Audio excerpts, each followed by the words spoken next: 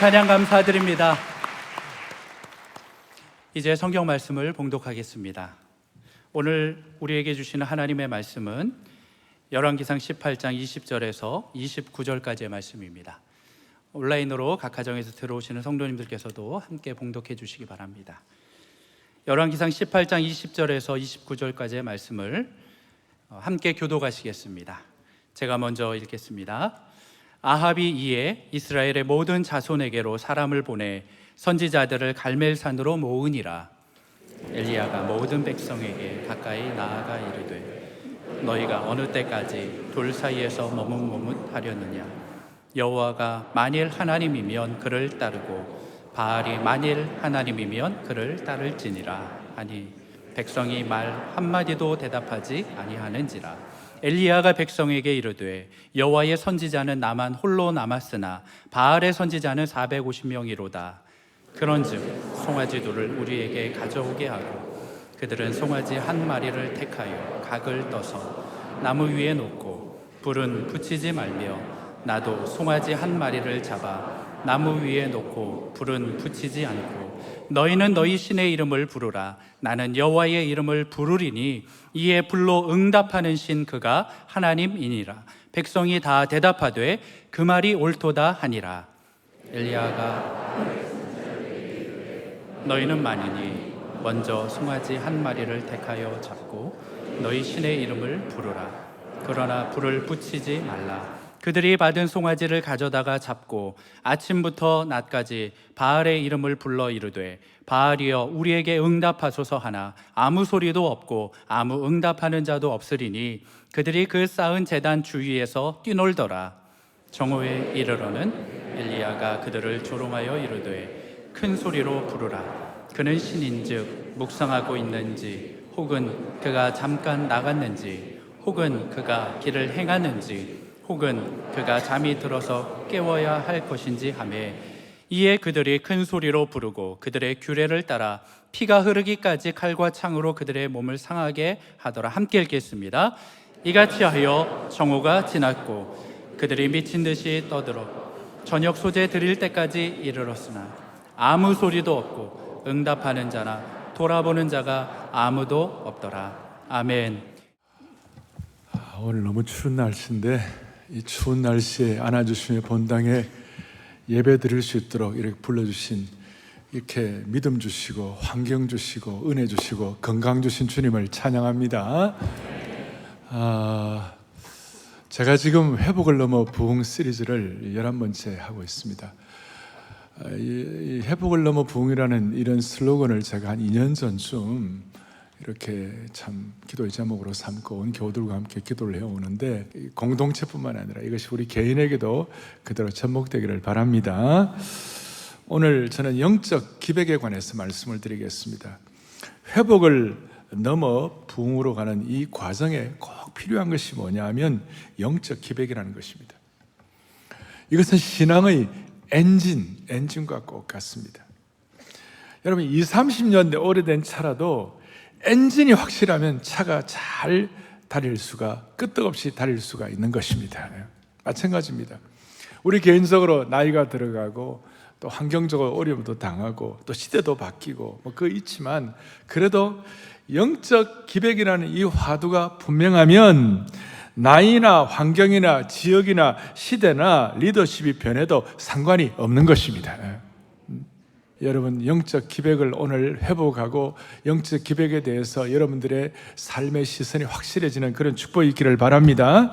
자, 우리가 이 예수 믿는 사람들에게 영적 기백이 왜 필요한가 그랬을 때 우리 입장에서 회복을 넘어 부흥으로 가는 엔진이기 때문이기도 하지만 우리에게 영적 기백이 필요한 이유가 뭐냐면 우리는 저와 여러분이 예수님을 믿는 그 순간 무슨 일이 벌어지는가? 모든 그리스도인들은 예외 없이 영적인 전쟁터에 발을 디디기 때문에 그렇습니다. 다 영적 전쟁을 하기 시작하는 것입니다. 마귀가 우리 믿는 사람들을 날마다 우는 사자와 같이 달려드는데 우리가 어떻게 폐잔병처럼 또 오합지졸처럼 당나라 군사처럼 그러면 안 되는 거예요. 그래서 예수 믿는 우리들은 이 유람선을 타는 게 아니라 우리는 전투함을 타는 거예요. 이게 영적 전쟁을 우리 앞에 놓고 있기 때문에 그렇다는 것입니다. 그래서 오늘 이 말씀을 가지고 모든 그리스도인들은 마귀가 공격해 올 때 그냥 막무가내 대책 없이 그냥 적당히 이게 우리가 맞닥뜨리는 것이 아니라 오늘 영적 기백을 가지고 모든 영적 전쟁에서 승리해야만 하는 것이에요. 그리고 오늘 구약의 본문을 여러분 잘 아시는 본문인데, 저는 신구약 성경은 살아계신 하나님의 말씀이라고 확실히 믿습니다. 그리고 오늘 이 본문은 21세기 오늘 우리들이 살아가는 우리의 삶의 현장에 주님께서 꼭 필요하셔서 주신 말씀이라고 확신하는 것입니다. 그리고 이것은 영어로 말하면 relevant하다. 오늘 우리의 삶에 꼭 적절하게 와닿아야만 하는 것입니다. 나와 상관이 없다면 무슨 소용이 있겠습니까? 그럼 오늘 이 본문을 좀 차근차근 살피겠습니다. 오늘 본문은 다윗이 통일 이스라엘을 다스린 지, 다윗 왕이 다스린 지 100년쯤 지난 구약 스토리입니다. 아합의 통치 시대에, 아합을 잘 아신 여러분들, 솔로몬 이후에 이스라엘 왕국은 남북으로 나누어졌습니다. 그리고 오늘 북이스라엘의 아합 왕의 얘기인데, 아합 왕은 하나님 대신에 하나님보다 바알신을 섬겼어요. 여호와 하나님, 만군의 하나님, 유일신 하나님을 섬겨야 되는데, 그 이유가 뭐냐면 아내의 영향, 마누라의 영향을 너무 많이 받았습니다. 그 아합의 아내는 그 유명한, 악독하기로 유명한 이세벨이었습니다. 그럴 때 하나님께서는 그냥 그 나라를 그냥 두지 않으시고 엘리야라는 선지자를 예비하시고 그를 사용하셨습니다. 아합 왕의 잘못 때문에 하늘에서 비가 오지 않아갖고 3년이 넘는 기간 동안에 온 나라가 기근이 들어서 온 나라가 고통하는 상황이었습니다. 그리고 오늘 드디어 그 유명한 갈멜산의 전투가 시작된 것이었습니다. 갈멜산의 전투에 오늘 19절에 보니까 바알의 선지자 450명과 그 다음에 아스라의 선지자 400명이 갈멜산으로 모여 나오게 해가지고 소위 850대 1의 영적 전투가 일어나게 된 것입니다. 아마 이 장면을 갈멜산의 전투를 누가 영상으로 촬영을 한다면 아주 드라마틱한 장면을 우리가 촬영할 수가 있을 것입니다. 객관적으로 보면 한쪽은 너무나 위세가 대단해 보였고 한쪽은 너무나 초라했습니다. 한쪽은 너무 찬란했고 한쪽은 불쌍해 보였습니다. 근데 오늘 본문 앞에 17절, 18절에 보니까 아합 왕이 엘리야를 보자마자 뭐라고, 엘리야 선지자를 보자마자 뭐라고 하느냐, 17절에 이렇게 나와 있습니다. 이스라엘을 괴롭게 하는 자가 너희냐? 하늘에서 비가 내리지 않는 것이 자기의 잘못인 줄 모르고 엘리야 선지자 때문에 이렇게 잘못되었다, 그렇게 생각하면서 아합 왕이 이스라엘을 괴롭히는 자가 너냐? 그 말을 듣는 순간 그 왕의 위세에, 왕의 어떤 그 신란에, 질타에 주눅들지 아니하고 18절에 엘리야가 대받아치는데 뭐라고 대받아치느냐면, 내가 이스라엘을 괴롭게 한 것이 아니라 당신과 왕과 당신의 아버지 집이 괴롭게 하였으니 이는 여호와의 명령을 버렸고 당신이 바알들을 따랐음이라 그랬습니다. 그러니까 한마디로 영적 기백을 가지고 너가 이스라엘을 괴롭히는 자 아니냐 그랬을 때, 아니라고, 이스라엘을 괴롭힌 자는 내가 아니라 당신이라고, 그러면서 저 불꽃이 튀는 것입니다. 그 왕 앞에서 그 초라한 모습을 한 지팡이 들고 서 있는 그 엘리야가 기가 죽지 아니하고 자기를 비하하거나 부끄러워하지 않고 영적 기백을 가지고 눈동자 하나 흔들림이 없이 탄탄하게 서 있었습니다. 할렐루야. 예. 그리고 이제 850명, 아까 바알 선지자 450명, 아세라 선지자 400명, 850명과 함께 이제 대결을 하자고. 당신들이 믿는 하나님이, 당신이 믿는 바알신이 진짜면 그걸 따르면 되는 것이고, 내가 믿는 하나님이 진짜면 그걸 따르면 되는 것이다. 그렇게 하는 방법은 뭐냐? 아시는 대로 그 재물들을 갖다 놓고 하늘에서 불이 내려와 가지고 그거 다 태우는지 안 태우는지 우리가 한번 시험해 보자. 이렇게. 그리고 드디어 이제 영적 전투를 하는 것이. 엘리야가 어떻게 이렇게 담대할 수가 있었나요? 엘리야가 담대할 수 있는 이유가 뭘까요? 주눅들지 않고, 왕 앞에 주눅들지 않고 기백 갖고 있었던 이 기백이 어디서 나왔나요? 이 기백은 왕실의 식탁에서 주는 산의 진미와 안락함을 통해서 얻은 것이 아니었어요. 이것은 엘리야가 광야에서 그리시네가에서 배고픔도 경험하고 목마름도 경험하는 환경적 고통과 가난한 백성들과 과부의 집에서 가뭄과 기근을 경험하면서 고난의 과정을 거친 영적 기백이었어요. 한마디로 말해서 광야와 고난에서 체득된 기백이었어요. 이렇게 말할 수 있습니다. 고통과 가뭄과 기근과 고난에 참여한 자는, 그것을 겪은 사람은 고통과 가뭄과 기근의 시대를 끝내달라고 기백을 가질 수가 있는 것이에요. 엘리야는 누구보다도 백성들의 아픔에 동참했기 때문에 은총의 장대비를 사모할 수가 있었고 부흥을 이렇게 확신할 수가 있었어요. 하늘의 불을 열망하게 된 것입니다. 다시요, 고난 자본이 있으면 오늘 이 안아주신 본당이 아름답고 귀하지만 여기에 수많은 기도와 고난 자본이 축적되어 있는 것입니다. 고난과 고통의 시기를 지난 사람만이 영적 기백에 대해서 담대할 수가 있는 것이에요. 그래서 우리가 첫 번째 생각할 것은 뭐냐면, 우리 한국교회는 영적 기백의 DNA를 가진 한국교회입니다. 영적 기백이 있는 한국교회입니다. 제가 한 번씩 말씀드리지만 한국교회는 과거 고난의 행군을 경험한 교회입니다. 저는 지금도 어릴 때 고난을 이겨낸 은혜 받았던 장소나 사건들을 제가 선명하게 기억하고 있습니다. 시골에 있는 기도원들이나 온 교회 마룻바닥 위에서 새벽에 아무도 오지 않는 시간에 눈물로서 혼자서 무릎 꿇고 기도하는 그 시간, 또 한두 명의 성도들이 모여가지고 통회하면서 주님께 메어달리고 기도하는 그 시간들을 저는 기억하는 것입니다.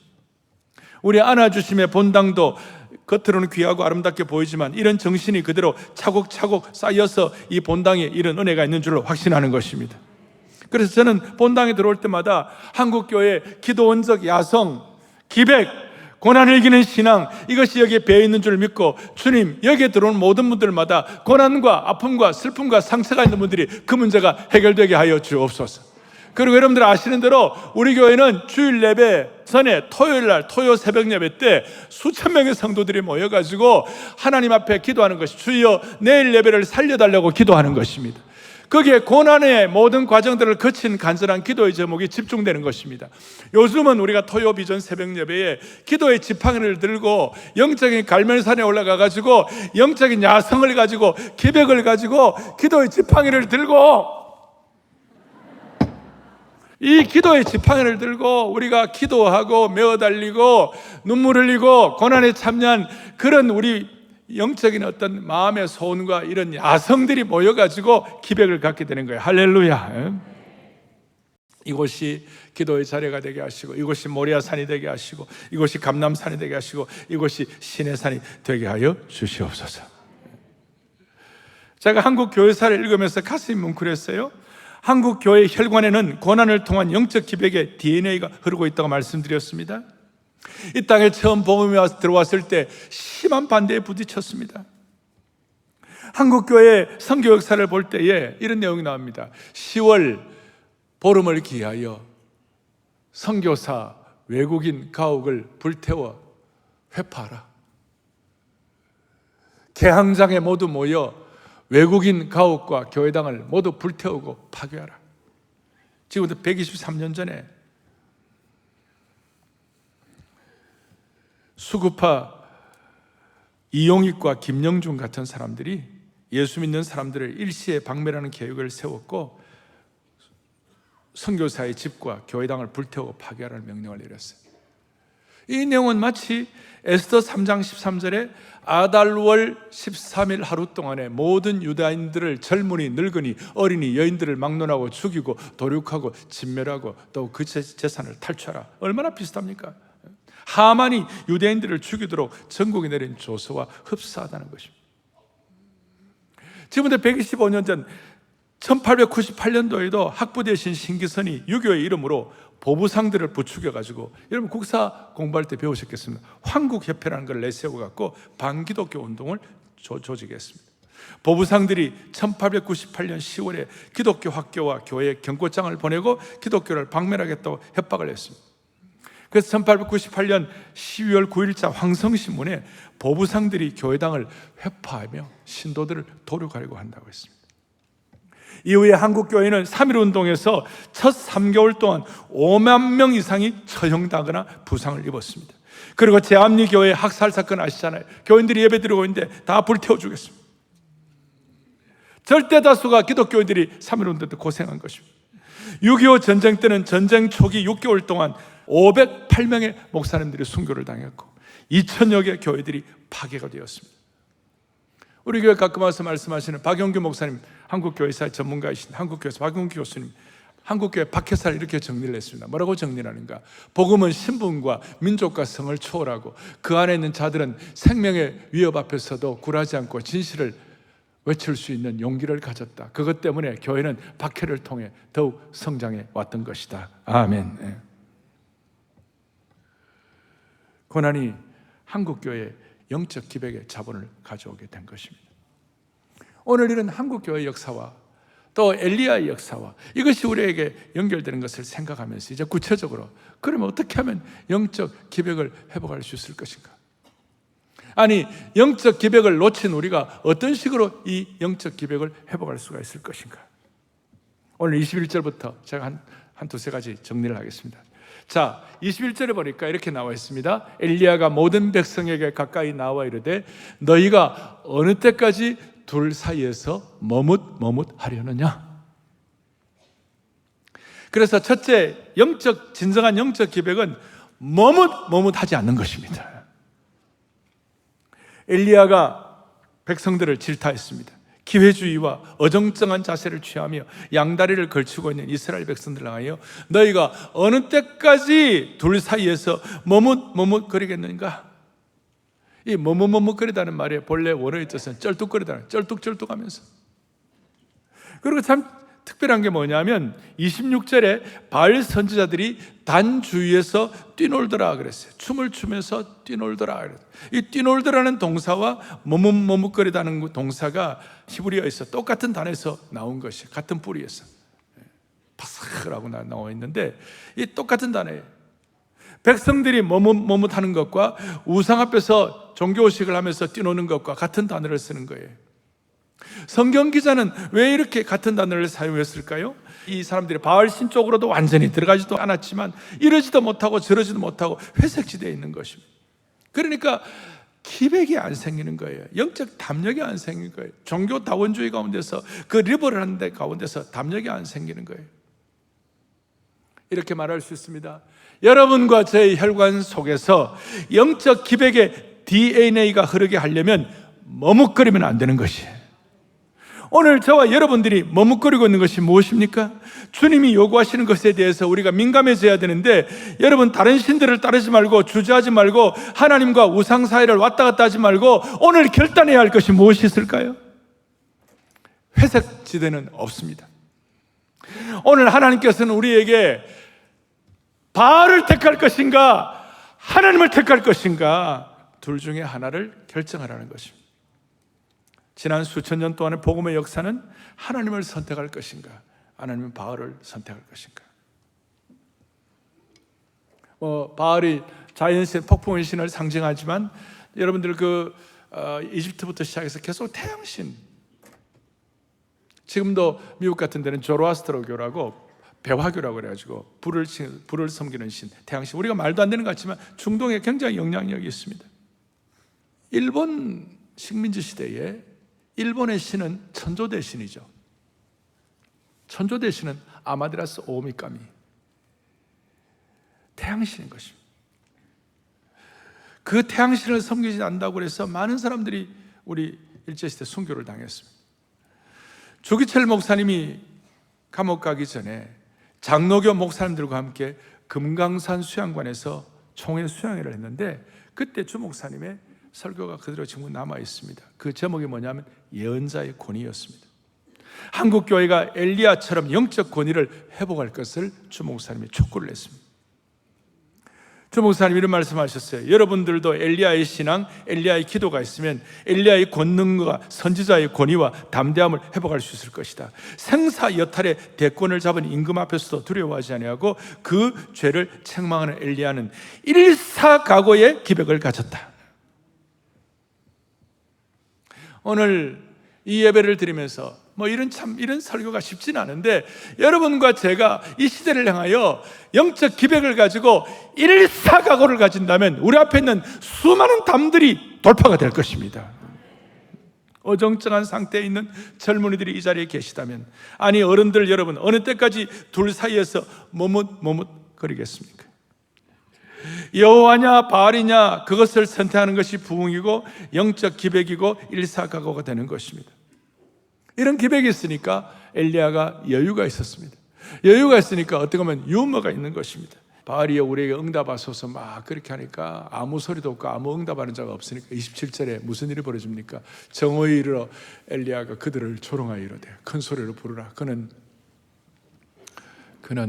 아마 묵상하고 있는 거 아닌가, 아니면 어디 저 놀러 간 거 아닌가, 그런 식으로 조롱을 하고, 아니 잠이 들어서 깨워야 할 것이 아닌가, 다른 나라로 휴가 간 거 아닌가, 이런 거 다 여유가 있는 것입니다.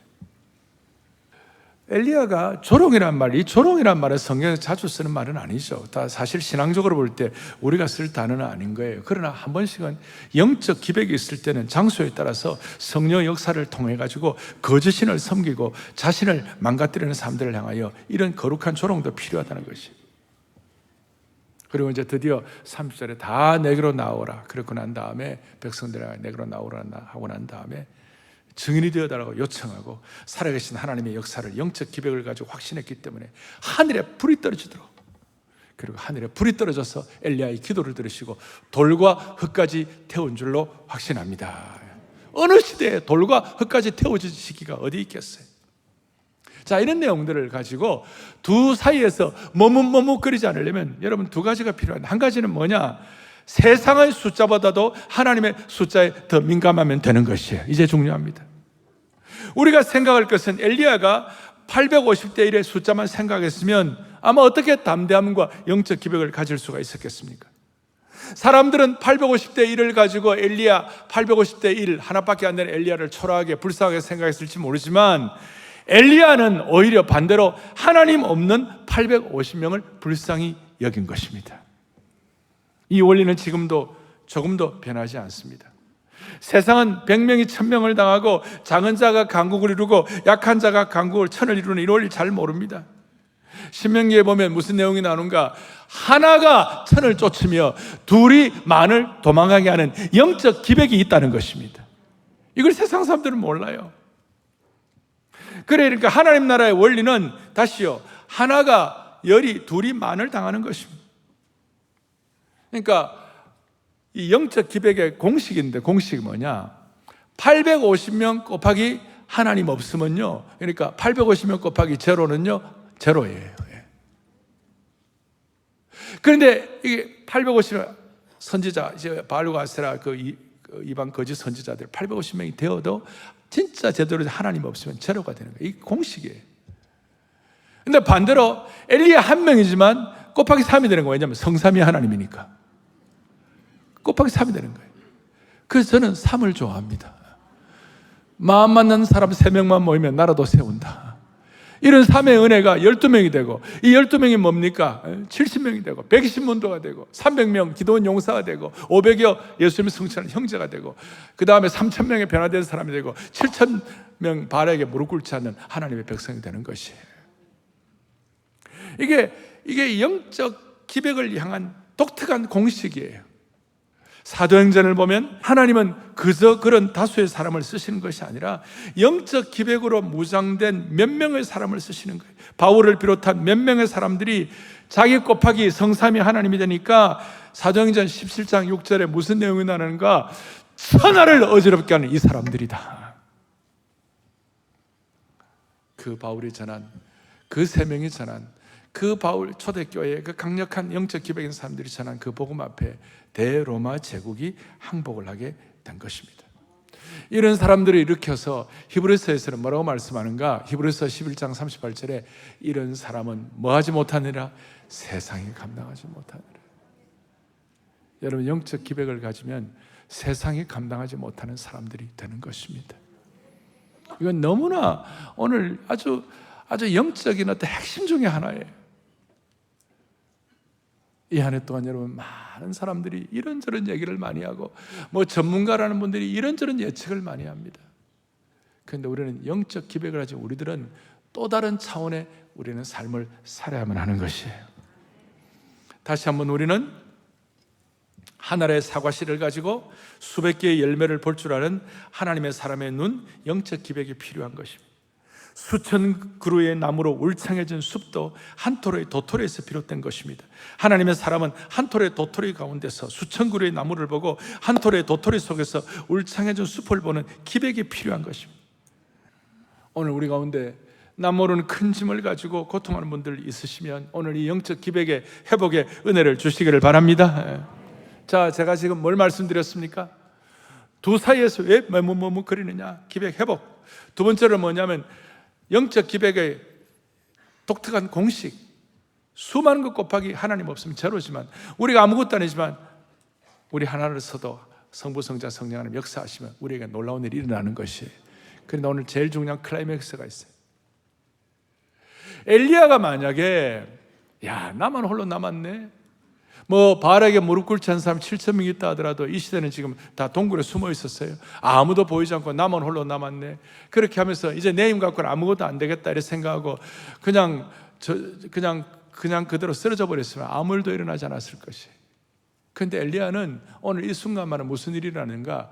문제 지향이 아니라 가능성 지향의 사람이 된 것이에요. 다시요. 문제 지향이 아니라 가능성 지향의 사람들이 영적 기백을 가질 수가 있는 것이에요. 나 혼자만 어려움을 싸움을 하고 있네. 선지자들이 있다는 소문은 들었는데 다 동굴 속에 움츠려 있는데 나 혼자만 갈멜산에 왔는데 나 혼자 뭘 할 수 있겠는가라고 탄식하면 아무것도 할 수 없었을 거예요. 그러나 엘리야는 문제보다도 더 큰 은혜를 사모했습니다. 문제보다도 가능성을 눈뜬 것이에요. 요즘 이제 2023년 들어왔고 정치, 경제, 문화, 사회 주위의 모든 환경들에 대해서 요즘 어떠세요? 그러면 다 어려워요. 참 어렵다고. 물론 상황이 어렵습니다.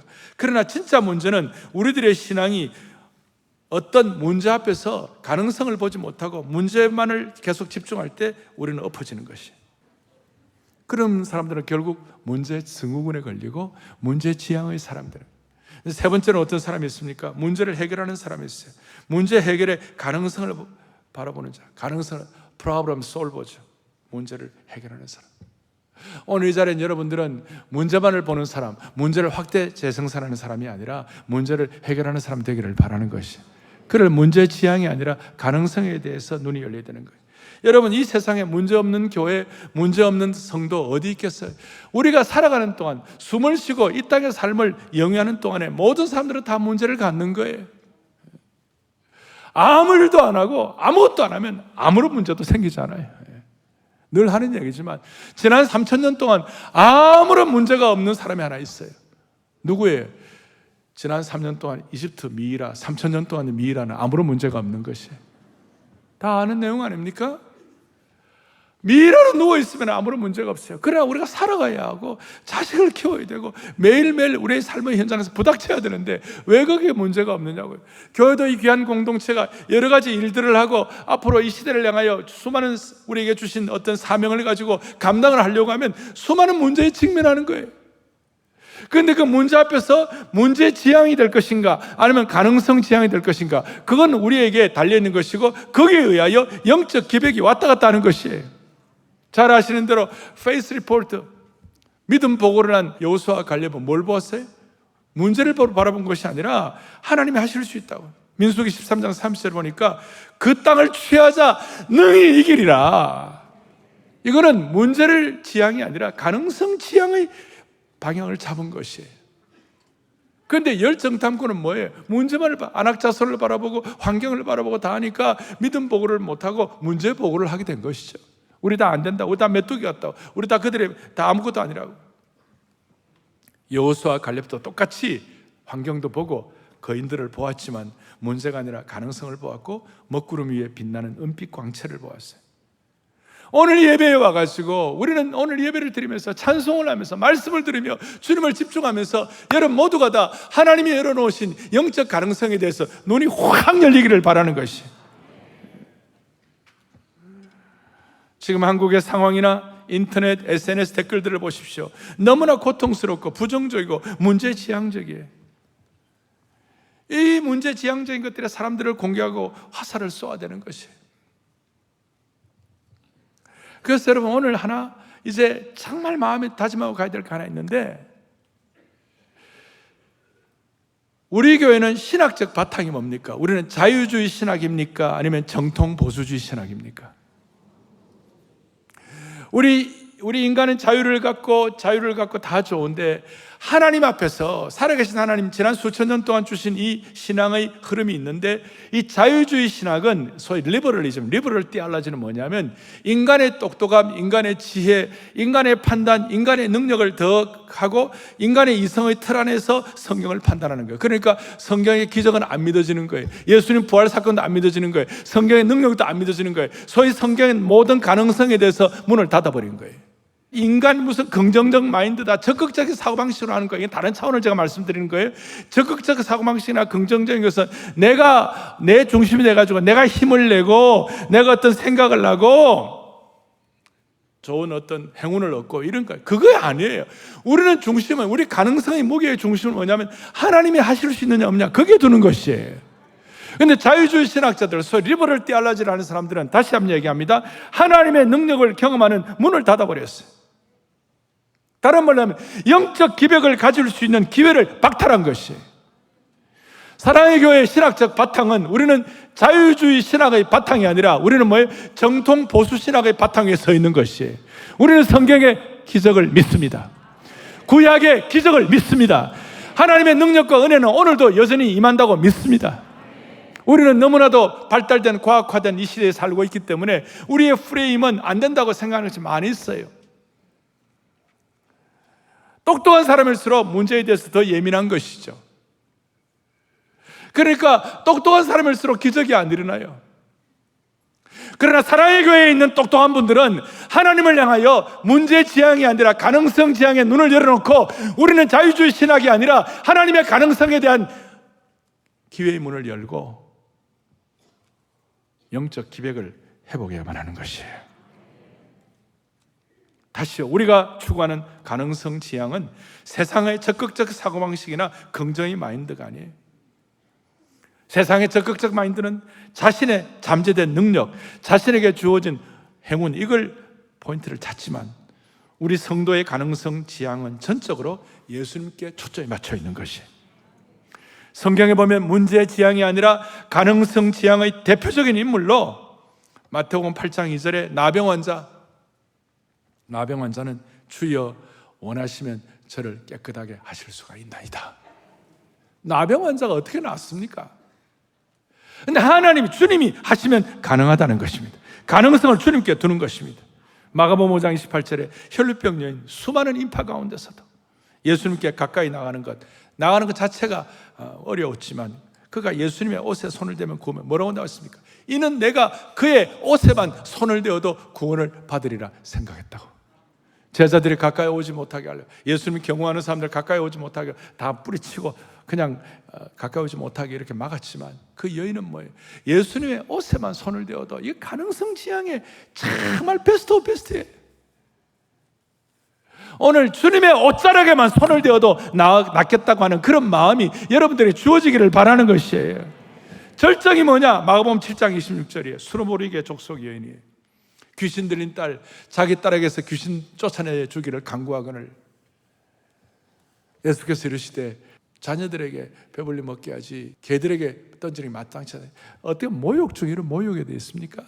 근데 28절, 여자가 대답하여 이르되 주여 올소이다마는 상 아래 개들도 아이들이 먹던 부스러기를 먹나이다. 가능성 지향의 극치입니다.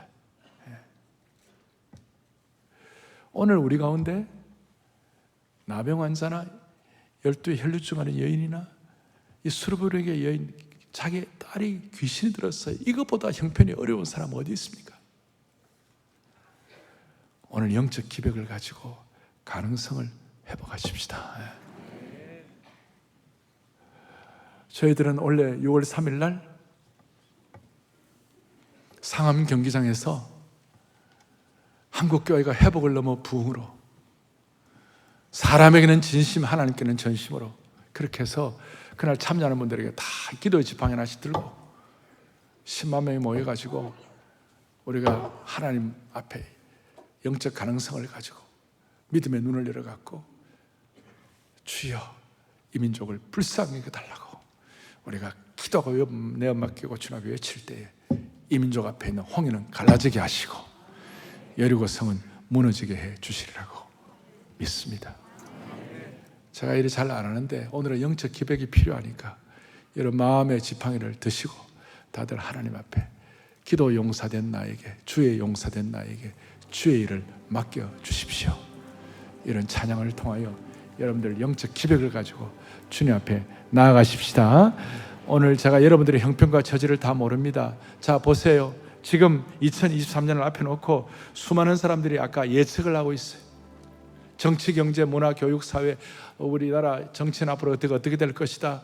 그 다음에 우리나라 경제는 어떻게 될 것이다. 앞으로 뭐는 어떻게 될 것이다. 수많은 예측이 있어요. 다 합니다. 그러나 우리는 오늘 영적 기백을 가지고 그들의 전망이 어떻든 환경이 어떻든 우리 모두는 믿음의 기백과 영적 기백을 가지고 담대함으로 기도의 지팡이, 믿음의 지팡이, 말씀의 지팡이를 갖고 이 한 해 전문가가 뭐라고 얘기하든 우리는 오늘 도사에서 머뭇거리지 말고 하나님의 영적 공식 1 곱하기 하나님 그리고 자유주의 신학이 아니라 우리는 하나님 앞에서 가능성 지향의 눈을 열고 이 시대를 매일매일을 힘있게 주의 사람으로 뚜벅뚜벅 걸어가는 주의 종들 되기를 바랍니다. 마음의 지팡이를 들고 우리 같이 주의 용사된 나에게 주의 일 맡기소서 찬양하겠습니다. 주의 용사된 나 믿음으로 주의 일 맡기소 기도 용사된 나에게 기도 용사된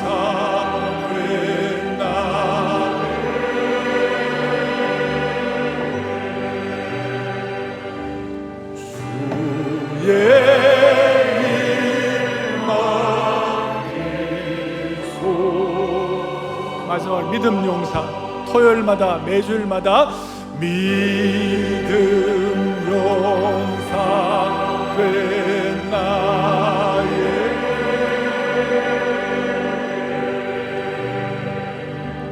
주의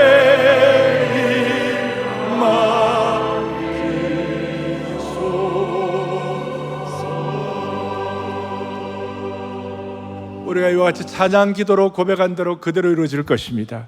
가슴에 손을 얹고 기도하겠습니다.